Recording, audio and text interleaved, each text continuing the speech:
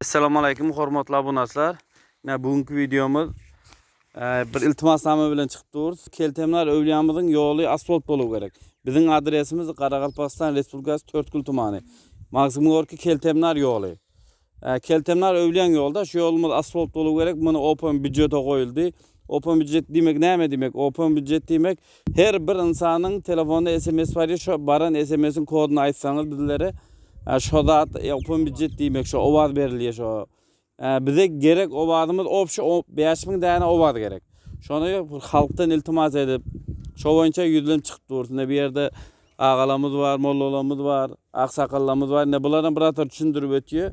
Şu boyunca iltimos edip dursun. İltimos şu boyunca open byudjete ovoz verin. Ovoz vermek için bizim oğlanlarımız, öğrenlerimizin oğlanlarımızdan var öymeye girip çıkıyor.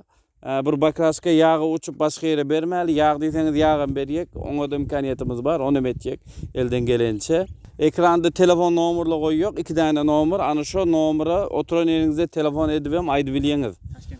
Taşkent'te olan oğlanlar olsa, Rusya'da da Özbekistan numarını işlet veren oğlanımız olsa, onlarım telefon edip aydıp ovoz berebiliyor. Şoňa iltimasdan şu boýunça iltimasa çykdyr. Assalamu alaykum hormatly YouTube adalary. Ine bugün 10 mart günü gece saat 12'de ovoz bersin. Open byudjetin ovoz bersin demeti açylýar. Soňa indi Huda galasa ertir adamdan öz damkomlarymyza, Nurata mahallaň damkomlaryna, öz oglanlarymyzdan, öz brigadynyň oglanlaryndan 2'den alacımız bolsa 3'ten oğlan koşup berýek. Telefonu bilen o wada oğlanlar ýygnaýar. Damkamlarymyz sizlerden haýyş edip iltimas edip näçe oğlanlar o wadagyny arkaýyn soňa bere berýän. Ol şu ýola düşüyor. Şu ýoluň open byudjetin koýulan ýoluň laýykasyna düşüyor şonda. Hiç oğlan geldi, ondan o wada kıskanyp ya berjek gelbi niran oğlanlar diýmeýäňiz. Ýanynda hökman öz damkamlarymyz bolýar. Gaýrat edelim. Ertir adanlar Huda galasa ine başlaýyk. Assalamu alaykum aziz halkymyz. Ýene bir gezek sizin dikkatinize ýylanyp sorsun. Ha ertirden başlap ovoz beriş başlan ýene kan şuna bir agzy beýçilik edip ovoz berelim. Şu ýolumyz asfalt bolup galsyn. Halkymyz üçin hemmäňiz geljekleri. Şu işlerimiz gaýratladyk.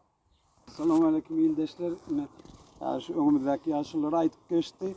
Sizlerin ummatly owazlaryňyza garaşy şu iýilim ýoly, halkymyzyň ýoly, şunu open byudjet bilen utup alsak, has gowy bolardy. Owazyňyza garaşy.